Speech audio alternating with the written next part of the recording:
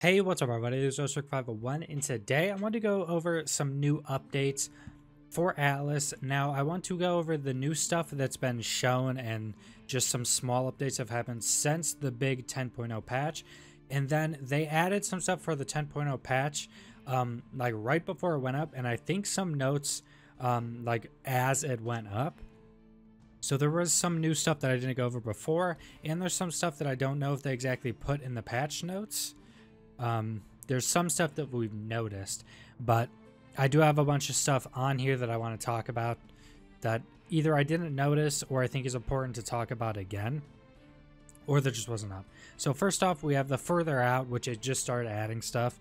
Now they did say in one of their like blog post type things, they do like an article, I think every few days or something, that, or maybe weekly, that after 10.0, there's going to be a major patch every couple days. I think they might have said every 3 or something like that, and content will start coming after 10.0.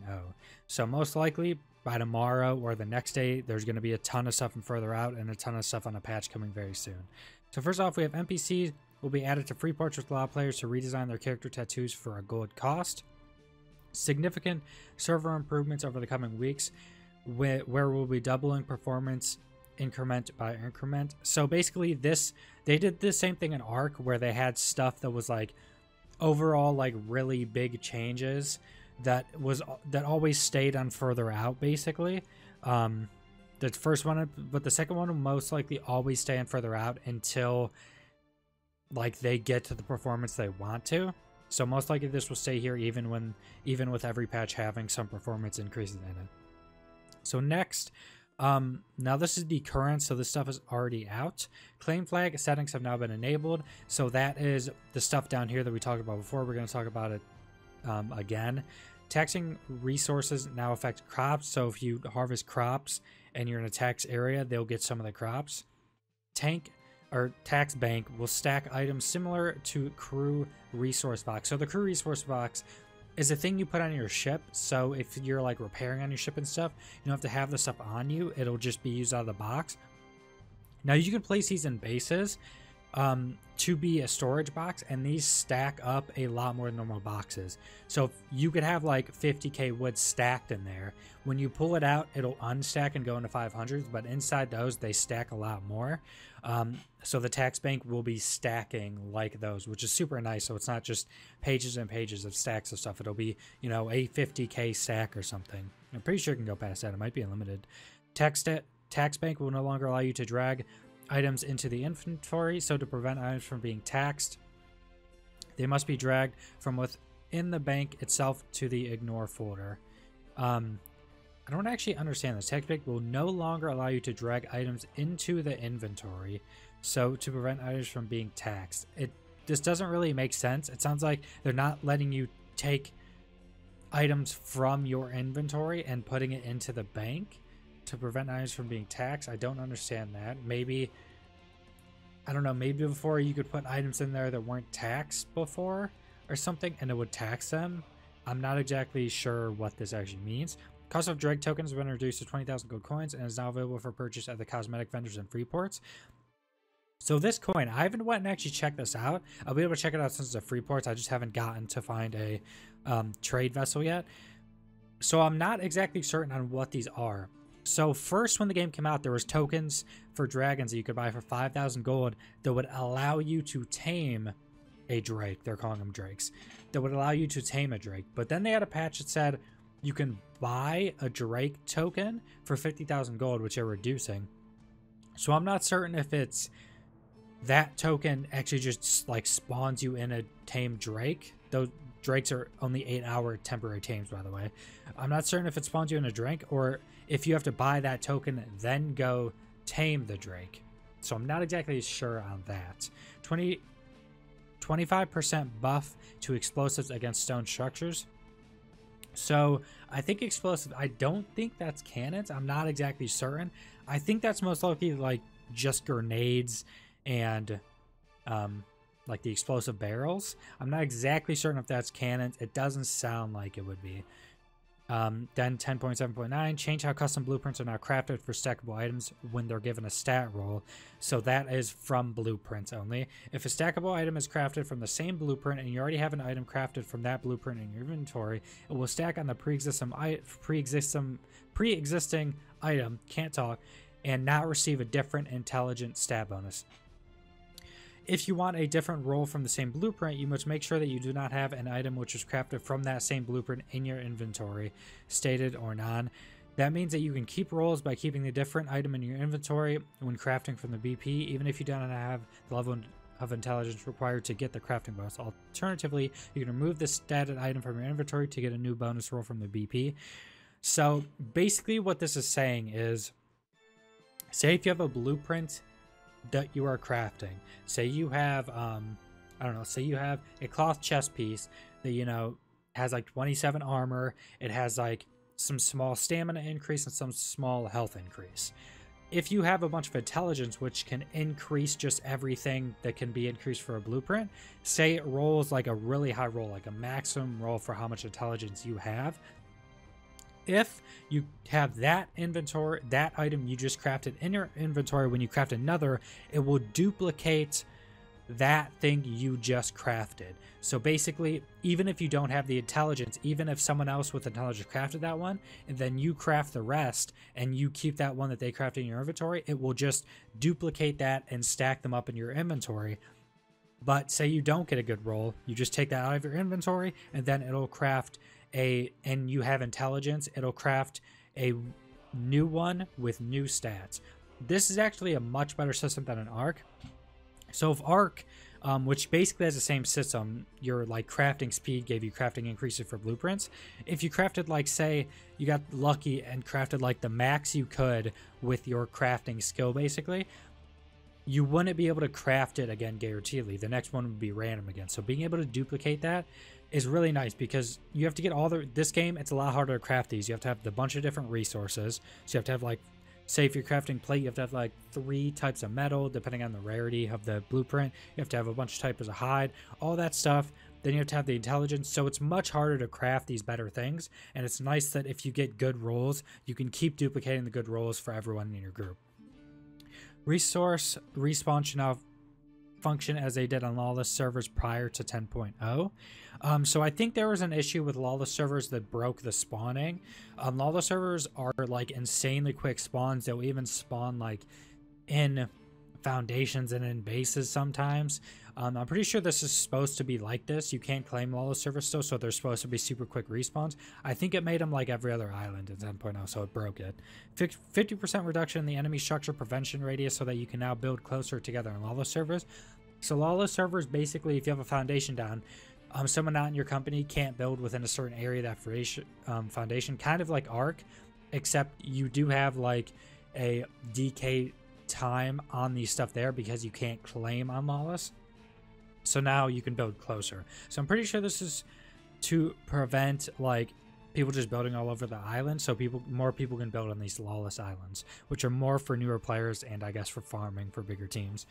10.7.5 wildland creatures will no longer target crew, teams, or characters on ships unless they have been aggroed. So this is really nice. I don't know if this is actually working correctly. I think you have to aggro them outside of the boat, but say if this is really good. So say if you have like creatures on your boat and you log on your boat, before stuff would just aggro to your boat and maybe start hitting the bottom of your boat. Now that won't happen, which is nice, because before you couldn't have people log out on your boat or random things in the water would just start attacking it. Fix a bug where ships of the dams would have rapid fire. There was actually a video of this where a ship of the dam like basically destroyed a galleon in a few seconds because their cannons were basically fully auto. I think they fixed this like within like less than an hour of when the like bug actually started, so it's a pretty good turnaround. I think some people did lose ships, which kind of sucks, but it's early access.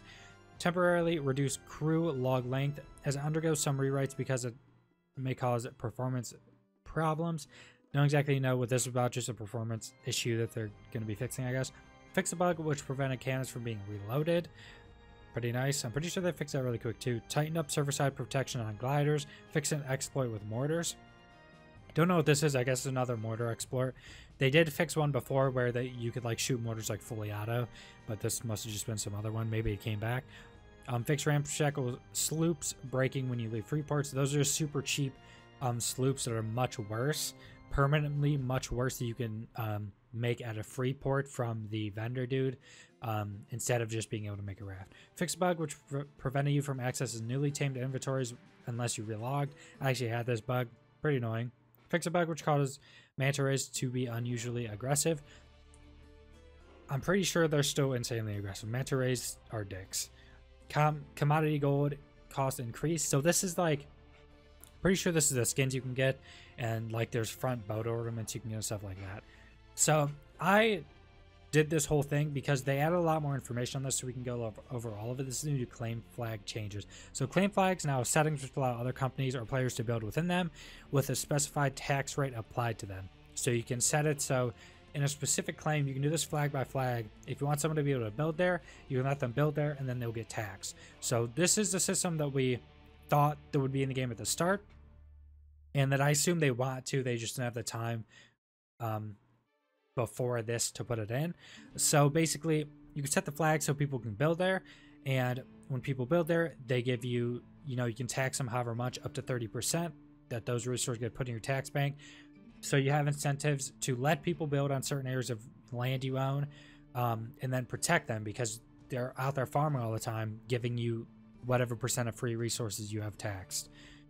You are also able to define an inclusion or exclusion list to these to allow or exclude specific company IDs also used by players without companies. To grab someone's ID for the inclusion/exclusion list, you'll need to look at the structure they've placed, which will list their company ID. This company can be put into the flag's list system to prevent/enable building. Please note that the exclusion/inclusion lists are not saved when altering building permissions, so switching from everybody can build to company and alliances only will clear your list should you wish to return to everyone can build. So this is basically, you can set on flags if you want certain companies or specific players to build there, or if you don't want those companies or players to be able to build there.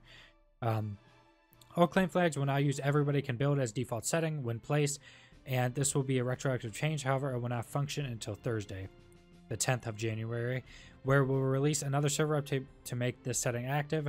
This means you will have 2 days from Tuesday to Thursday to decide and adjust settings so your claim flag on your claim flag before the change is live. Only admins and above will be able to make changes to company claims. Claim flags will have icons above them to represent their owner. Your claim flags have a green icon. Claim flags belong to your allies that do not permit you to build have a blue icon, or purple if they do, if they belong to your allies and allow you to build. Claim flags which belong to your enemies and do not allow you to build have red, or yellow if they belong to your enemies and enable you to build. So they're all colored differently. Fix some bugs related to C claims. Enemy claim flags can now be directly pinged to identify any contesting enemies nearby. So if you have a flag, you have to go up to the flag, the actual set flag, and if someone's trying to contest it, you hold E on it, and there's a thing at the top or whichever part of the spin wheel there is. You can click on it, and it should like ping the enemies. I don't exactly know where it pings. I haven't done this. I would assume on your mini map, or just maybe in front of you. I'd assume maybe a light goes above their head or something to show you where those people are that are taking your claim. The time to required to steal an enemy claim now decreases the more claims the enemy team has. So if your company is insanely massive, say some of the biggest tribes in the game, it'll take less time to claim. So that's a really good system, because if they're much bigger, it's quicker to tame, but the more to claim their places, or to claim them for yourself and declaim it for them, the more you do that, the slower it'll start getting. So smaller tribes and stuff, it's much, much longer to actually claim those. And then much bigger tribes, it's much easier to claim, away land that they probably just have claimed and aren't using or something like that. Or to be able to try to push back bigger companies. Looking at your claim flag will show you how many land claims you have, and looking at the enemy one will show you how many land flags they have. Note that this does not update dynamically on the client. For server performance issues, to always have the latest number, you can relog or re-enter stasis range of the claim flag. So then there's some changes that I didn't talk about before because they weren't here, or maybe they changed a little bit, or maybe I just want to talk about them again. Lawless servers can no longer be specified as home servers. If your home server was a lawless server, you'll be required to pick a new one upon respawn. This does not mean the land will be claimable on these servers, just that they cannot be selected as a server to respawn on. So they told us everything but the last part. A lot of people think you'd be able to claim here now, but you can. So you can still claim. These are still the same lawless like maps, grids we know. You just can't set them as a respawn point. Then we have fix some bugs related to C claims. Enemy claims cannot be directly pinged. That's basically what we talked about up there. 50 more player levels added and skill point per level increased. So the skill points per level increase was quite a big increase. The 50 points was not just added to you. I'm pretty sure they added them just overall for discoveries. So before, I think you needed some like ridiculous amount of discoveries, like maybe 50 or something to get a level. I'm pretty sure they reduced how many discoveries, which is like 1,700 discoveries in the game. You get levels for a certain amount of discoveries, and then you get levels from the power stones as well. So you will get a few, depending on how many discoveries you have, you'll get a few extra max levels right now, but you'll be able to get a lot more the more discoveries you do. So it's just a lot more top end levels once you do discoveries and power stones and stuff like that. It's not just all given to you. The skill points are just given to you per level. Guns and melee weapons have had their damage and penetration values adjusted to make them more effective against armor. They didn't tell us melee weapons before, but guns are nerfed against some stuff. So like wild animals and stuff, guns are nerfed. They do less damage. I haven't tested melee weapons, but they penetrate armor more. So basically against like players in armor and stuff, they're going to be better than they were before. Even though their base damage is lower, they should penetrate armor a lot more, making them more effective against players with armor on. Puckle gun damage has been increased and also made more effective against armor. So puckle guns before I think did 30 damage to a naked player. If you have NPCs on them, they are still snipers. They were still snipers before. They just didn't do a lot of damage. Like 30 damage takes what, 3 shots? It takes 4 shots actually if this person has max HP and hasn't put any levels into HP. Now they were good for spotting people, but now that they do more damage, I don't know exactly the number on damage they do. And they also penetrate armor better, which makes them much better for defenses, much more like an auto turret. Just you can't shoot it near as much, and you have to feed and pay the person that's manning it. So it's on an auto turret. You just put an NPC on them. That's going to be the main defense for most defended bases with NPCs, because they have a bigger swivel radius basically, and they have the longer range. So they're going to be much better against players. Fix a bug which prevented passive feats from applying after death. I don't think they had that before. Fix a bug with a torch which caused it to repair endlessly. Lighthouses can now be lit even if they are touching water. So this is just some new stuff that I don't think was in there before. Gun mounts are not custom colorizable. So these are gun mounts. I think these are little stands you can put guns on top of. These aren't actual guns themselves. Like the cannons and stuff like that were colorizable before. Gates and gateway costs have been adjusted and now include metals, wood, and alloy for stone. So basically this massively increased the gate amounts. So wood gateways now require basic metal. So any metal, just basic metal. And stone gateways and gates take alloy now. The large gateways, which are the biggest gates in the game, the large stone ones take like, I think close to 200 alloy for the gateway. And I think maybe like 95 for the gate. So ridiculous amounts. There's a few things. I think they did increase the HP by like 6k for the gate at least, because I think the gates are 16k and I think they were 10k before, so they did increase the HP, if I'm not mistaken. Most people I've been talking to also think that it was increased, so I'm pretty sure it was increased, unless I just didn't realize that the gates had 16k before it, but I thought they had 10. These are super expensive. No, like, unless you're on an island that you can make alloy super easily, so probably the places that you get tin, which tin is just tin thatch and wood, and you have direct tin spawns. Unless you have that, you're not going to be making a ton of these gateways, because the alloy is so expensive. And this is also going to cause a lot of people to actually wall themselves off with like with like walls on fence foundations, walls on foundations, to make big walls with like maybe 1 or 2 gates instead of just putting massive gates around, which I think looks a lot better. They tried to do this in Ark with increasing the prices of gates there too.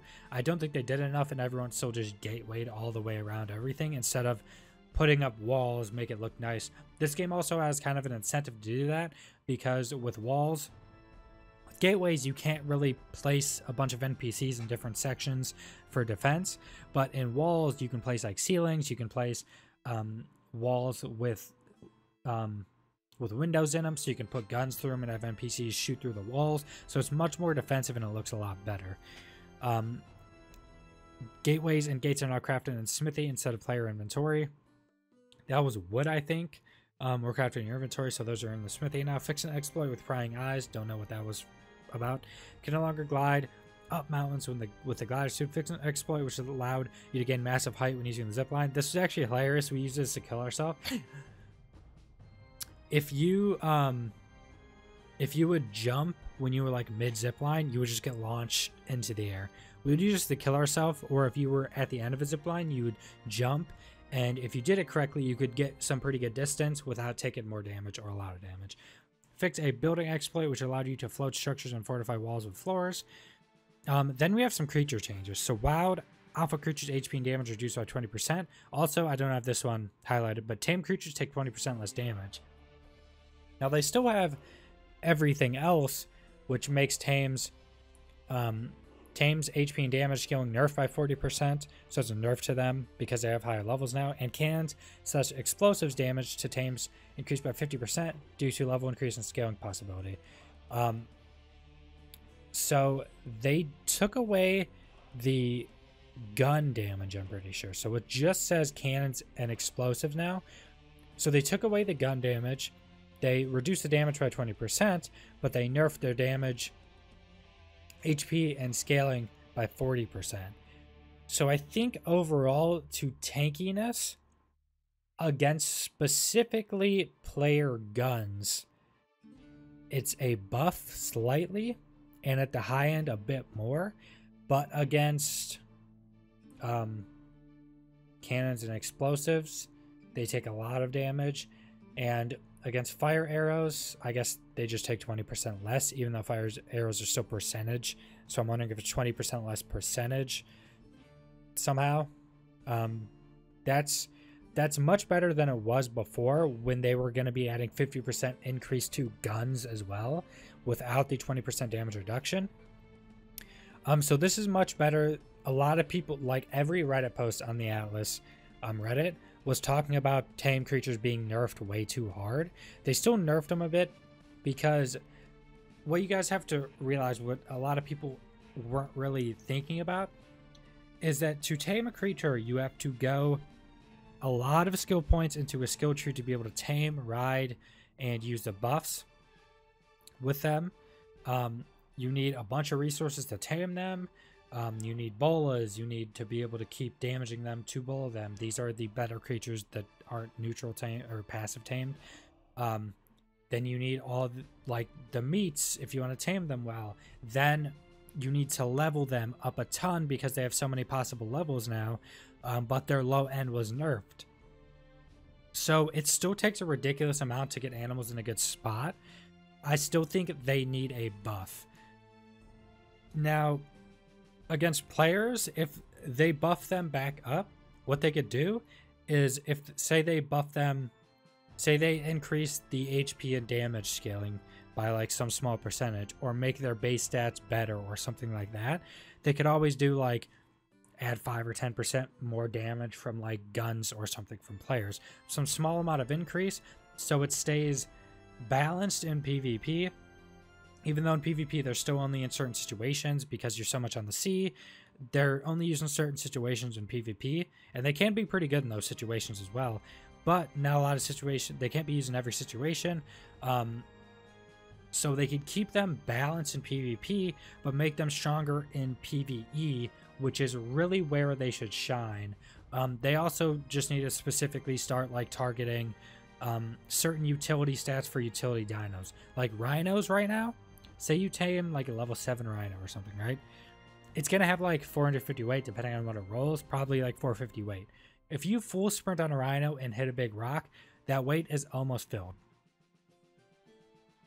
So the utility stats, especially weight on animals, should definitely go up. The utility stats on animals, it's not going to be direct power in combat, so I think the utility stats definitely should go up. So you have an incentive to get these utility animals and use them for utility, so they're just not straight powerhouses, but you can upgrade, like you can buff the specific things to make them more utility based, but not super good in PvP against players, not incredibly good against just destroying PvE animals, but just good at helping you do other stuff in the game. Creature health regen rebalanced and changed so that they no longer regain health when force fed.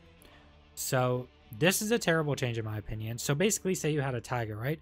You had normal meat in it. If you force fed it in its inventory, it would heal every meat consumed, just like Ark.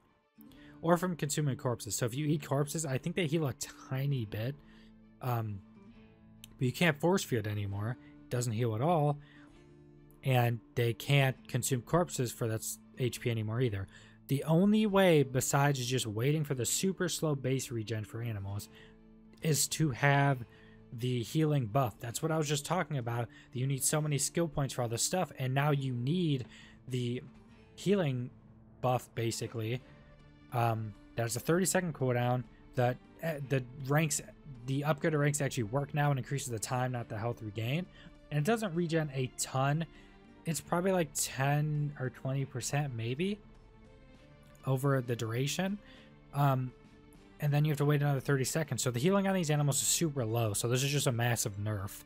And that's what I was talking about before, why you have to add all of this up and look at the whole picture instead of just the top stuff, which kind of looks like the animals are getting more of a buff against most things except cannons and explosives. Now you can't regen them a lot, because before you could just, say if you're fighting someone in PvP, they hit you with a shot in the face, your animal almost dies. If you can hop away quickly, you could get behind something. If you have food, you can heal it back up. They could have just reduced the amount it heals from, so you would have to keep these resources on a low weight animal anyway. Maybe remove corpse healing or just reduce it, but completely removing it, you have one way to heal your animal, the ability that's on a cooldown. Kind of removes a lot of player on the animals and nerfs them quite a bit, with the exception of Wild Carnos, which can still consume corpses to heal at a reduced rate. So I think the consuming corpses is also for wild creatures, which I don't know if that's exactly true. And Wild Carnos are only on Golden Age runes. I think they are tameable, but they're only on Golden Age runes, which are like the dungeon islands. And that's pretty much it for the new stuff and the stuff they added or changed, or just some stuff I want to talk about.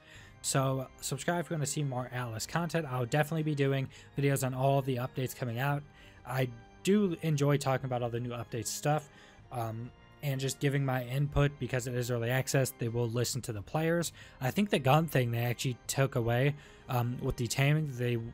Before they had it, they were also increasing cannons and explosives, but also just guns, how much damage gun did to tames. So I think they removed that because so many players were saying they don't want it and stuff like that. I was saying I didn't want that. So that's good, and I like doing videos that talk about that stuff. So like the video if you like it. Leave a comment down below what you think about Atlas as a whole, what you think about these patch notes. And yeah, thanks for watching.